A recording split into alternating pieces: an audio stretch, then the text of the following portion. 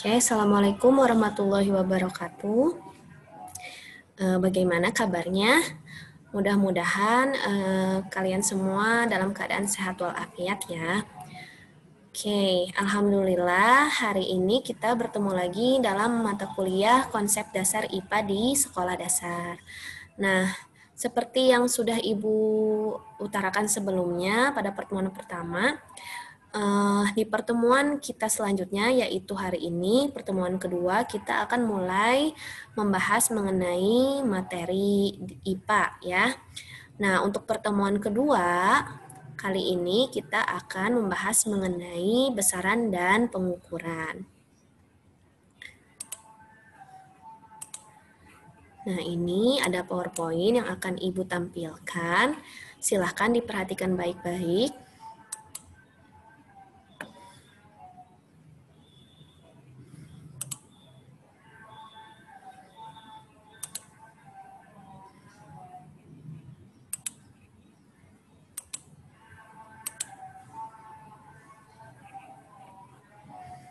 Oke, sudah terlihat ya. Jadi, kali ini akan dipaparkan materi mengenai besaran dan pengukuran.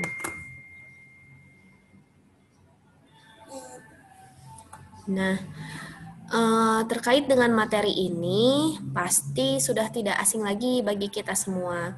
Meskipun ada dari kalian yang di SMA-nya mungkin belajar IPA-nya sedikit gitu ya, lebih banyak belajar IPS-nya, lebih banyak belajar bahasa, atau mungkin ada juga yang dari kejuruan tidak terlalu banyak belajar IPA, tapi Ibu yakin pasti mengenai besaran dan pengukuran ini sudah pernah belajar sebelumnya di SD atau SMP.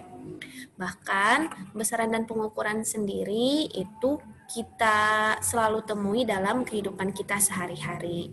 Nah, melalui perkuliahan kali ini, harapannya nanti kalian bisa memahami dengan lebih jauh mengenai makna besaran dan satuan, kemudian mengingat kembali besaran pokok dan besaran turunan itu ada apa saja. Kemudian memahami mengenai dimensi, dan terakhir mampu menggunakan alat ukur dengan baik, termasuk di dalamnya membaca skala pada alat ukur tertentu. Nanti kita latihan ya. Oke. Nah, sebelum kita masuk ke materi, Ibu ingin bertanya dulu, menurut kalian, mengapa kita perlu besaran dan satuan?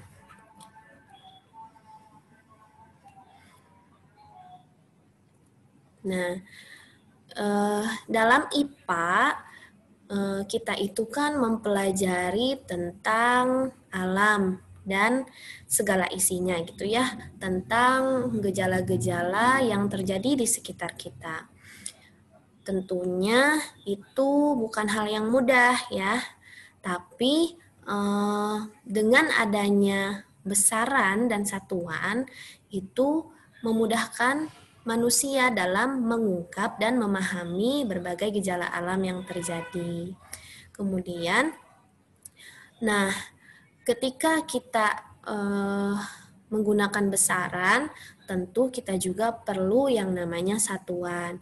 Karena satuan itu yang memberikan makna terhadap besaran yang kita gunakan. Nah, jadi sebetulnya besaran itu apa ya? Nah, ini dia, besaran adalah sesuatu yang dapat diukur dan dapat dinyatakan dengan angka. Di sini kita highlight bahwa besaran itu harus dapat diukur, lalu dinyatakan dengan angka. Artinya ada instrumennya atau alat ukur yang digunakan. Makanya ketika kita membahas mengenai besaran dan satuan, pasti juga berkaitan dengan pengukuran. Nah, di sini dituliskan bahwa besaran harus dinyatakan dengan angka. Kenapa tidak dinyatakan dengan kata sifat saja ya? Misalkan besar, kecil gitu.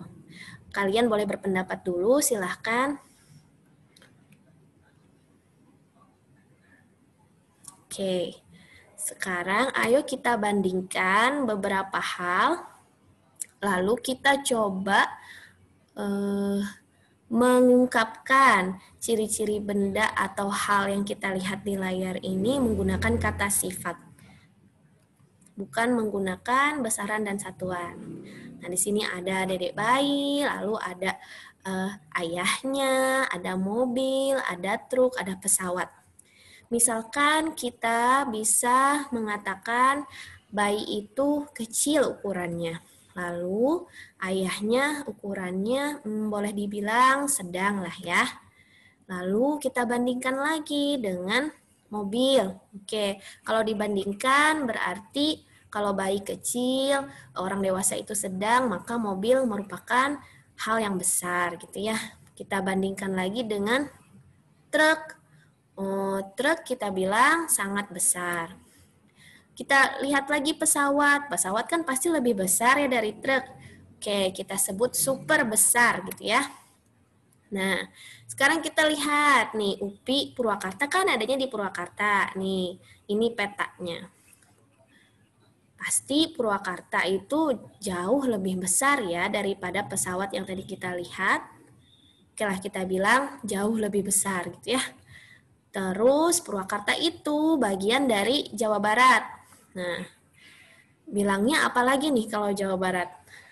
Super duper besar mungkin ya. Kemudian kita lihat lagi, Jawa Barat itu bagian dari Indonesia. Apalagi kata sifat yang bisa digunakan.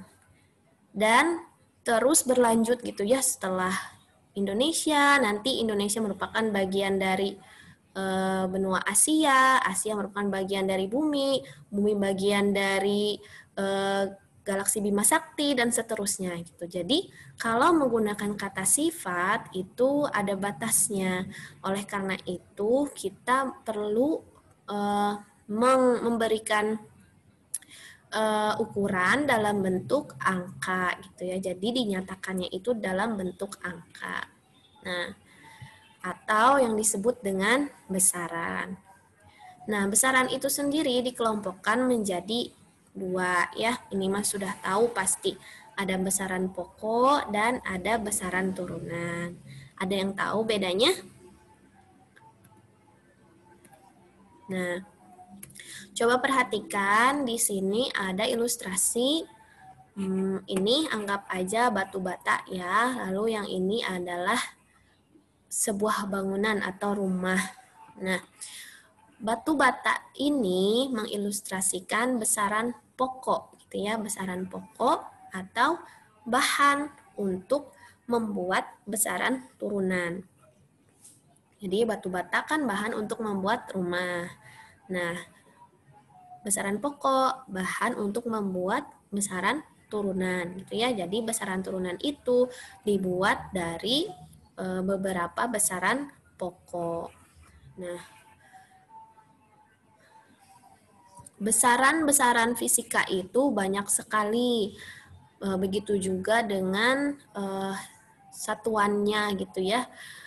Oleh karena itu, kalau untuk memudahkan, maka besaran-besaran sejenis itu disebut sebagai besaran pokok, gitu ya, besaran utamanya. Nah, besaran turunan yang terbuat dari besaran pokok itu nanti terbuat dari satu jenis atau lebih dari satu jenis besaran pokok. Contoh besaran turunan misalkan seperti luas, volume, massa jenis, kecepatan, dan lain-lain. Contohnya volume. Volume itu rumusnya apa?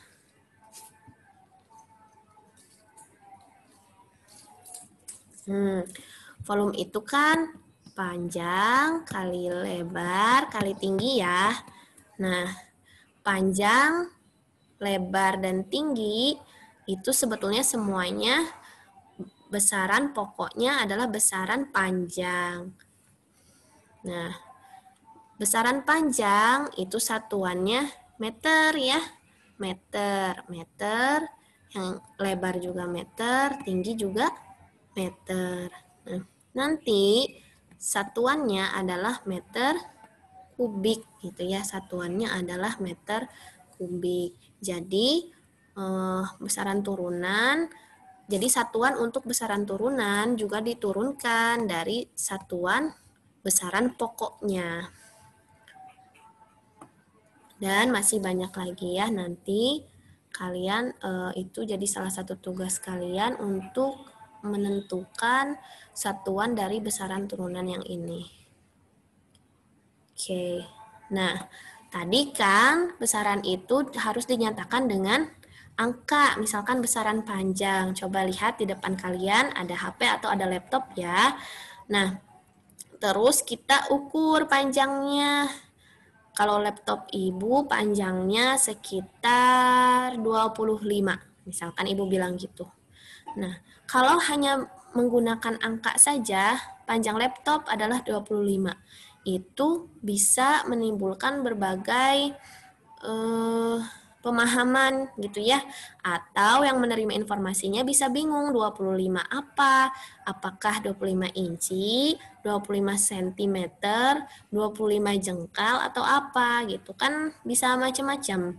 Nah, oleh karena itu perlu adanya satuan atau unit yang terstandar. Sebetulnya satuan untuk setiap besaran itu ya bebas, bisa ditentukan semau kita gitu. Kita boleh menentukan menggunakan satuan panjang seperti jengkal, boleh kaki, boleh yard, boleh meter, boleh apalagi yang lain, boleh ya, boleh pakai mil, boleh digunakan. Tapi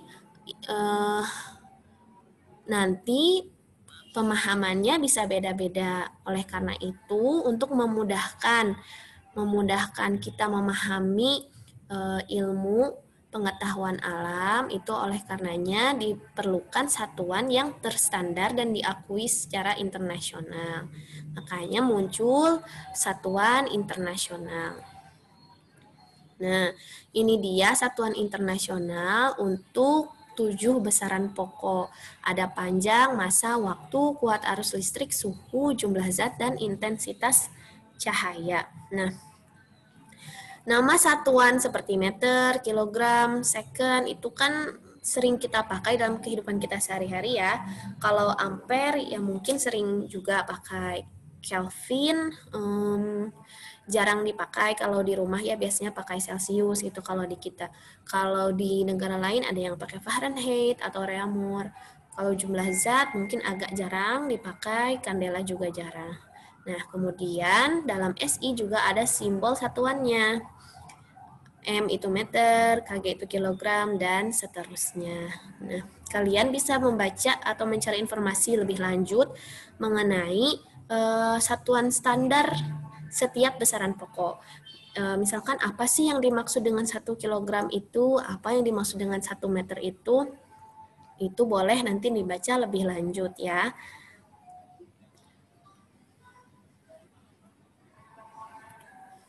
Nah, oke. Nah, seperti yang tadi Ibu bilang, satuan itu kan sebetulnya bebas. Bisa kita tentukan gitu ya, bisa kita tentukan sendiri. Oleh karena itu di berbagai negara atau di berbagai wilayah itu sering ada perbedaan satuan yang digunakan. Oleh karena itu perlu adanya konversi satuan yang dilakukan. Nah, ini beberapa contoh faktor konversi untuk besaran panjang, kemudian ada massa dan waktu. Panjang itu ada inci, lalu ada kaki, ada yard, ada mil. Nah, ini contoh-contohnya. Lalu kalau massa, ton, kilogram, slug, ada yang menggunakan pon, ada yang menggunakan ons juga ya. Kalau ke warung biasanya beli bawang 1 ons gitu. Nah, itu kan salah satu bentuk satuan juga. 1 on itu berapa gram? 100 gram.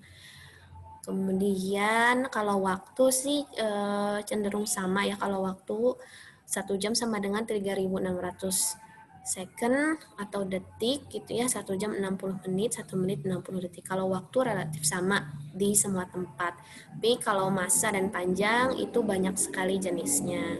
Nah, makanya butuh yang namanya faktor konversi. Nah, kemudian ada lagi notasi ilmiah. Notasi ilmiah ini sering sekali digunakan dalam IPA gitu ya, untuk memudahkan kita memahami dan menjelaskan mengenai ukuran suatu benda gitu. Bisa benda yang kecil sekali, bisa benda yang besar sekali. Nah, yang dimaksud dengan notasi ilmiah adalah tata cara penulisan bilangan sebagai hasil kali bilangan suatu bilangan dengan bilangan 10 berpangkat.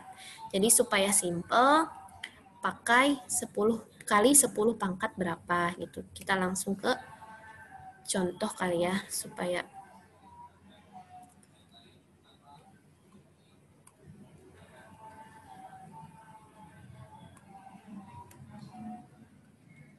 Nah,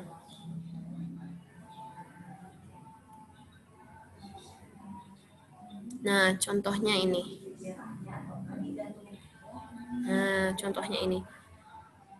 Galaksi Andromeda itu jaraknya kan jauh banget dari bumi. Jaraknya itu 2 kali 5 10 pangkat 6 tahun cahaya dari planet kita. Nah, kalau kita nulisnya tidak disederhanakan seperti ini, maka nanti akan sangat panjang tulisannya gitu ya. Galaksi Andromeda berjarak 2, 5, ini ada koma di sini, lalu nolnya ada 6. Nah, jadi akan sangat sulit gitu untuk menulisnya.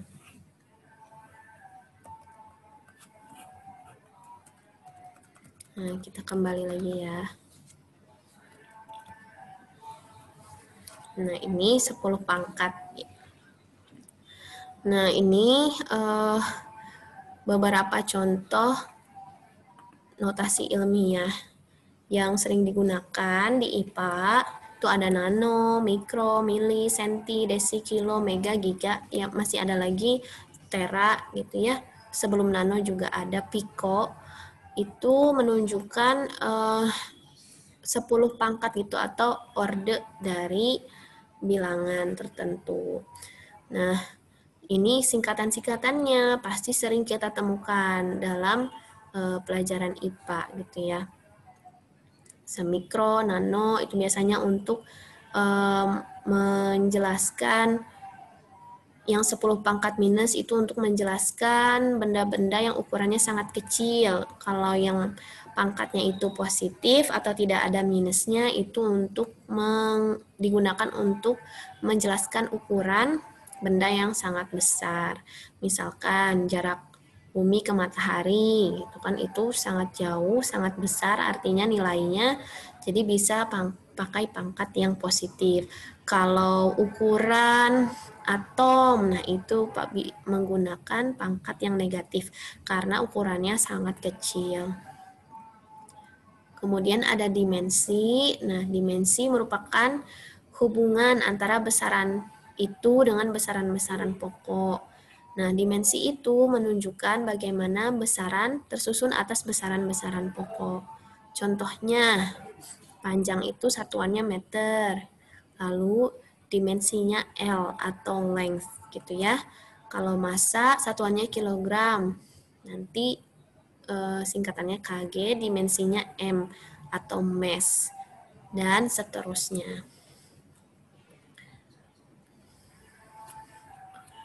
Nah, ini ada tadi udah Ibu bilang akan ada tugas yang mengenai besaran turunan. Lalu nanti kalian coba uraikan rumusnya apa gitu ya, rumusnya apa. Misalkan luas, panjang kali lebar gitu ya. Satuannya Ibu contohin ya, 1. Panjang kali lebar. Satuannya panjang, satuan internasionalnya kan meter. Meter kali meter kan. Berarti satuannya meter per segi gitu. Itu sih mudah ya nanti. tinggal dilihat saja. Lalu ada nama khususnya tidak? Karena untuk besaran tertentu itu ada nama khususnya. Contohnya untuk gaya. Satuannya kan ada lah ya satuannya apa. Nanti kalian cari tahu dulu. Terus nanti sering juga disebut Newton. Misalkan gayanya berapa? Gayanya 100 Newton gitu.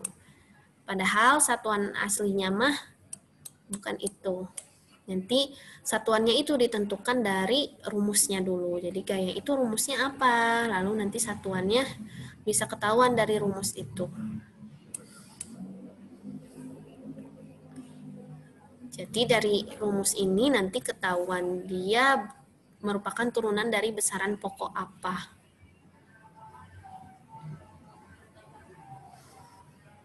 Ya ini prefiksnya sama seperti tadi.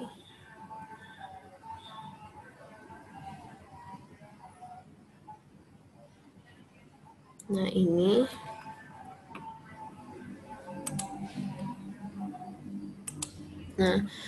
contohnya tadi sudah Ibu jelaskan notasi ilmiah ini ya, contoh notasi ilmiah itu digunakan untuk menjelaskan ukuran atau jarak yang sangat besar atau sangat kecil. Jadi bisa pakai 10 pangkat. 10 pangkat positif itu untuk yang besar sekali atau jauh sekali. Kalau yang negatif itu artinya 0, gitu ya, 0, atau ukurannya itu kecil gitu. Contohnya ya ini diameter atom. Diameter atom itu 1 kali 10 pangkat min 10 meter. Kalau ini untuk yang contoh yang pangkat positif. Galaksi Andromeda berjarak 2,5 kali 10 pangkat 6 tahun cahaya dari bumi. Jadi saking jauhnya kalau ditulis biasa tanpa menggunakan notasi ilmiah itu kan merepotkan gitu dan panjang. Misalkan yang ini diameter atom kalau ditulis biasa kan jadi 0, terus harus 10 angka di belakang koma. Ini baru 3, 4, 5, 6, 7, 8, 9, 10 gitu ya. Kan ribet nulisnya, jadi supaya nggak repot dan memudahkan semua orang, maka digunakanlah 10 pangkat gitu. Digunakan notasi ilmiah. Kemudian besaran itu ada besaran selain tadi ada jenis besaran turunan, besaran pokok, ada juga besaran skalar dan vektor. Kalau besaran skalar itu dia hanya memiliki besarannya saja gitu ya. Kuantitinya, contohnya seperti massa dan suhu. Misalkan jeruk ini beratnya berapa ratus gram itu ya, berapa gram gitu, misalkan 50 gram gitu ya, 50 gram. Kalau suhu itu contohnya ini 80 derajat Celcius gitu. Jadi di sini ada besarannya, ada satuannya, besarannya, satuannya. Udah itu aja gitu. Sekarang kalau kita terus perhitungannya juga mudah gitu. Misalkan ini 4 kg ditambah 6 kg ya sudah jadi 10 kg. Simple. Kalau ditambah ya tinggal ditambah, dikurang ya tinggal dikurang. Nah, beda dengan besaran vektor. Kalau vektor selain memiliki besaran, dia juga memiliki arah. Arahnya kemana? Misalkan ini ada yang ditinju, arahnya ke sana. Misalkan besar gaya yang dikerahkan oleh peninjunya adalah 100 Newton. 100 Newton kemana? 100 Newton ke kiri gitu. Jadi ada arahnya. Nah, nanti perhitungannya juga akan berbeda. Tidak sesimpel menjumlahkan atau mengurangi besaran skalar. Nah, contoh besaran skalar dan vektor apa saja sih? Ini dia. Nah, kalau skalar itu ada jarak, laju, massa, waktu, tekanan, energi, volume, massa jenis. Contoh vektor itu ada perpindahan, kecepatan, berat, percepatan gaya, dan momentum. Nah, di sini mirip ya, misalkan jarak dan perpindahan itu seperti hal yang sama gitu, padahal keduanya berbeda. Lalu ada laju atau speed, ada juga kecepatan atau velocity. Nah, mirip-mirip dua-duanya ini, tapi beda maknanya. Lalu ada massa dan juga berat. Nanti kita akan, kalau yang tentang perpindahan, kecepatan, jarak, dan laju, nanti kita akan banyak bahas di bab gerak ya. Nanti kita bahas lebih lanjut. Nah, sekarang kita coba masuk ke pengukurannya. Yang paling umum adalah pengukuran panjang. Nah, pasti udah nggak aneh lah sama benda ini mah, penggaris ya, penggaris, meteran, itu di rumah kalian juga ada.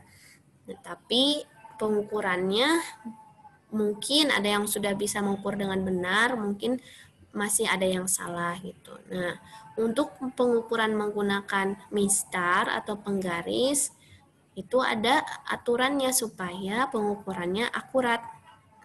Nah, yang betul itu matanya harus tegak lurus dengan penggaris atau mistar yang kita gunakan. Dengan bendanya gitu ya, dengan benda dan penggarisnya.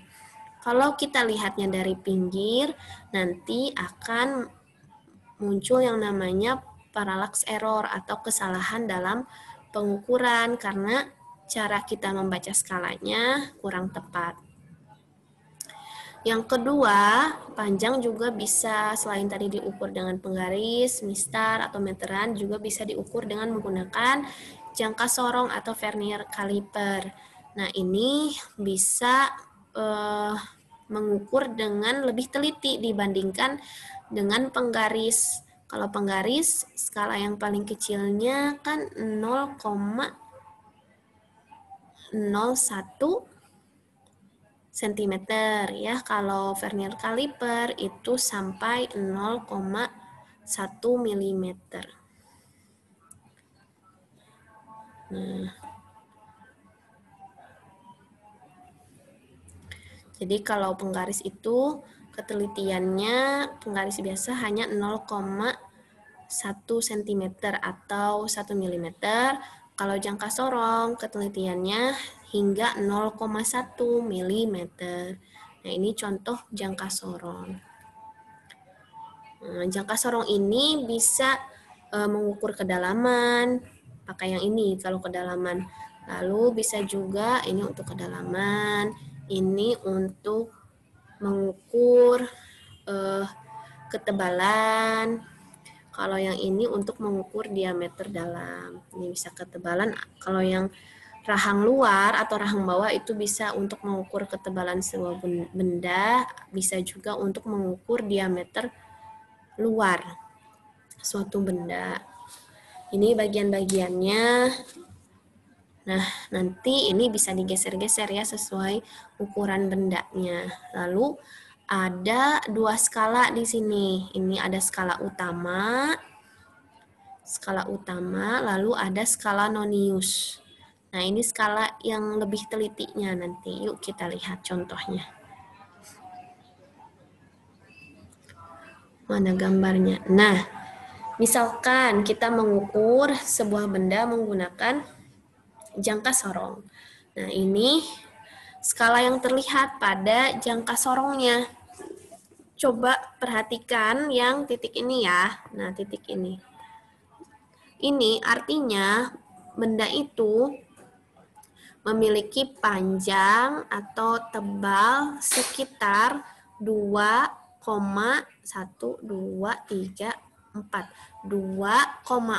cm sampai 2,5 cm karena ke 2,5-nya belum sampai. Itu ya, sini belum sampai ke 2,5, tapi sudah lebih dari 2,4 cm. Berarti ada di antara 2,4 cm sampai 2,5 cm. Nah, tepatnya 2,4 berapa, itu kita lihat skala Noniusnya atau skala Verniernya. Kita coba lihat dari skala ini, mana yang berhimpitan dengan skala utama. Ya, dibersihin dulu. Nah, di sini ternyata berhimpitannya di titik C. Nah, ini teh berapa? Yuk kita hitung dari sini. 1, 2, 3, 4, 5, 6, 7, 8. Oh, berarti ditambah 0,8 mm. Nah, ini kan dari ujung ke sini itu kan 9 mm. Berarti kalau di sini 8 mm. Berarti 2,4 cm ditambah 0,8 mm itu sama dengan 0,08 cm. Supaya mudah menghitungnya, pakai unit yang sama ya atau satuan yang sama. Nah, berarti panjang benda itu adalah 2,48 cm.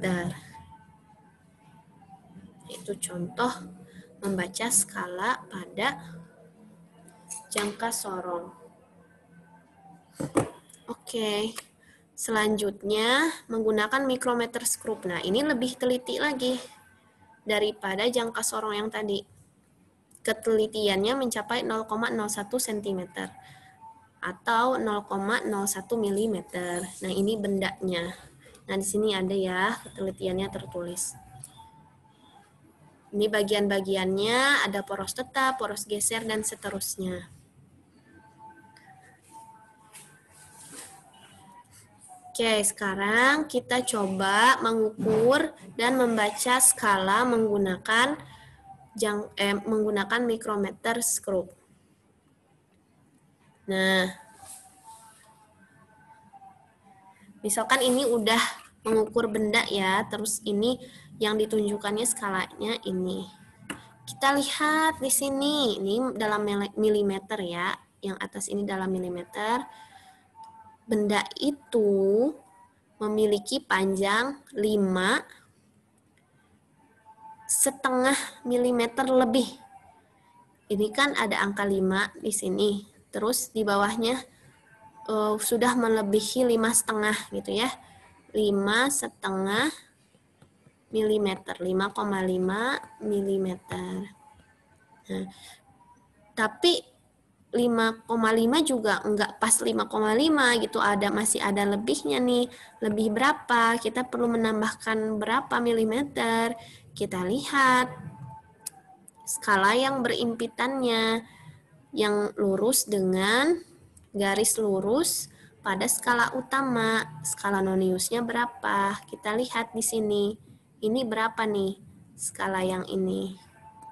Ini kan 25 di sini ya, ini 25. Berarti 26, 27, 28. Skala Noniusnya menunjukkan pada skala 28.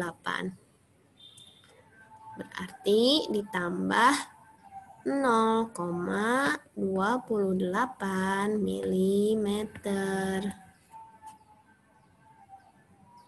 Nah, hasilnya adalah 5,78 mm. Mudah ya. Jadi kalau ini mah tinggal ditambah aja di belakang koma. Skala Noniusnya itu di belakang koma gitu ya. 28 berarti 0,28 mm. Nah, ini ada tingkat ketelitian, tadi sudah Ibu sebutkan. Kalau meteran biasanya panjang maksimalnya 5 meter, penggaris 1 meter, ada juga yang lebih sih. Jangka sorong maksimalnya 15 cm, micrometer skrup maksimalnya 2,5 cm. Lalu ketelitiannya ini juga berbeda-beda. Meteran dan penggaris sama ya, jangka sorong 0,01 cm atau 0,1 mm. Nah, yang micrometer skrup ini yang paling teliti karena ketelitiannya mencapai 0,01 mm. 2 angka di belakang koma. Milimeter satuannya. Nah, masih banyak lagi sebetulnya alat ukur lain, itu ada alat ukur untuk mengukur berat, ada juga untuk mengukur waktu. Nanti silahkan dieksplor bagaimana penggunaannya untuk mengukur berat, lalu untuk mengukur waktu itu pakai apa saja gitu ya. Ini beberapa contohnya. Kalau untuk mengukur berat itu kita biasanya pakai neraca atau timbangan gitu ya. Nah, di IPA sendiri di lab biasanya ada berbagai macam neraca yang digunakan. Ada yang digital, itu yang cenderung lebih mudah untuk digunakan. Lalu ada Ohaus. Ohaus sendiri ada yang 2 lengan, ada yang 3 lengan, ada yang 4 lengan. Lalu untuk waktu ya bisa pakai jam tangan, bisa juga pakai stopwatch yang analog, bisa juga pakai stopwatch yang digital. Kalau di IPA, dalam melakukan praktikum, itu seringkali kita menggunakan alat ukur ini, alat ukur berat dan juga alat ukur waktu. Jadi kalian harus, meskipun kita tidak praktikum secara langsung, kalian harus familiar dengan benda-benda ini. Karena nanti di SD pun kalian pasti mengajarkan menggunakan alat ukur gitu. Jadi harus tahu betul cara menggunakannya bagaimana, cara membaca skalanya bagaimana. Oke, kurang lebih itu yang Ibu paparkan mengenai materi besaran dan pengukuran. Semoga kalian tidak puas dengan materi yang Ibu sampaikan. Silahkan kalian explore lebih lanjut dan lebih dalam mengenai materi itu. Kemudian nanti kita diskusikan hal-hal yang masih ingin kalian tanyakan. Untuk video ini Ibu cukupkan sampai di sini. Terima kasih atas perhatiannya. Assalamualaikum warahmatullahi wabarakatuh.